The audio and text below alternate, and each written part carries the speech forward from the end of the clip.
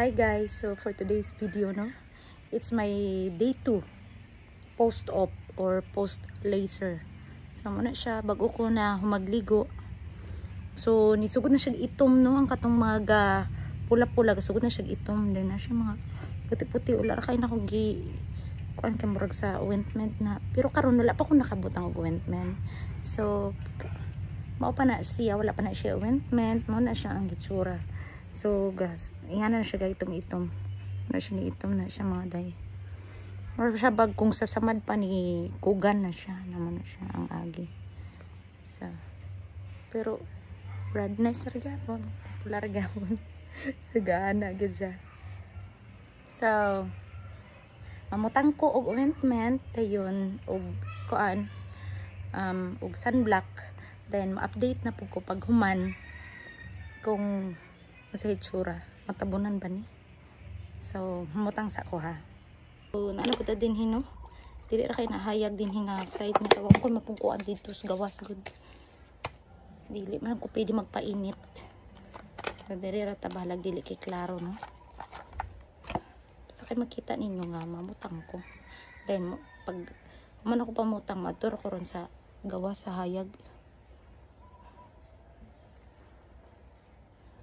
Bisag unsa ra imong paliton nga ointment, basta kay unsa hydrocortisone, bisag unsa ra na brand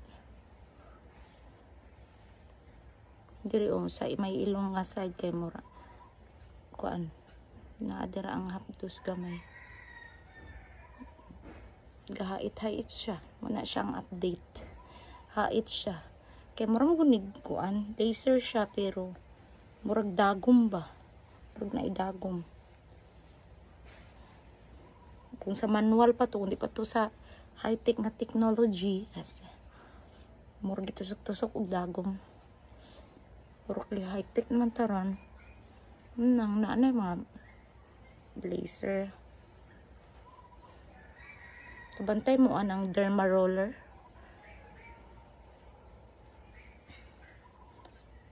Nga dagom, manual na siya ginatuyok-tuyok ra. Mura po na siya gingani. Parehas na sila kaso manual to, kani laser. So manan ako. Namutang na pud ta og sunblock. Bisag unsa ra nga sunblock. Kani man akong sunblock, so kanir pa akong gamiton. Ako sang pamalon. So paypayan sa nato no, buli. Wala man tay kuan katong electric fan nga turing ano ra, handheld. Wala man ta, so magpaypay tag buli, daghan man tag paypay nga buli. Kani itong magitan para mamala-mala siya. Usan ko ibutang ang kuan ang sunblock. Pag follow mo ha kay para makita ninyo kung saan yung update kada adlaw. Kay para katong ganahan magpaingon ani tung may mga scars sa kuan, mga pimple scars, I mean acne scars, itong mga pitted scars na gani nga same sa ko pitted scars naman din ako mga low kayo ko, insecurities din ako ni sa una katong bugas na ko akong insecurities karon kay naayo naman, salamat Lord, naayo na gyud, wala naayo sa derma. Naayo rin siya.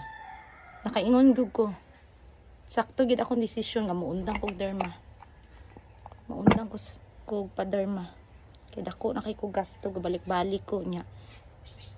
Yes, na may progress pero ang wa na ko ganahi. Nga lahi na ang doktor. Ang nga ni puli sa clinic nya.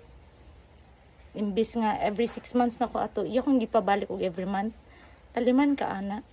So murag every 6 months na lang ko magbalik niya karon ka mo kung pabalik ko every month nga okay naman ta akong nawong.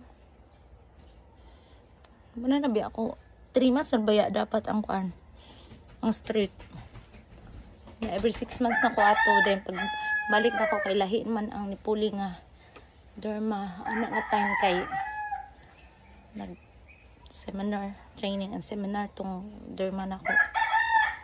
So ako ganahe. Mato nang luod ko chagod. Bitaw. Wala dyan ko ganahe. Okay, kasi mo ko ganahan pabalik-balikon. So mauna siya nagputi-puti na. Lain na uy. Lain po dili ko mang sunblock. Ano, kalain. So mauna siya ron. Pangit. Tama talaga itang kana kay hayag. Wala kaluoy na maugid na siya. Kasi mga kurit-kurit na kuan ko na ani mga day kay 4 days to 1 week. Na mo-duty na pa ko sa Biyernes. Ambot lang na pa ba ni? Feel na ko na pa ni. Wala na magmasra ko. So, maro to mga day kay ano na 6 minutes na atong video, taas na kaayo. Kapuya na maglantaw ani.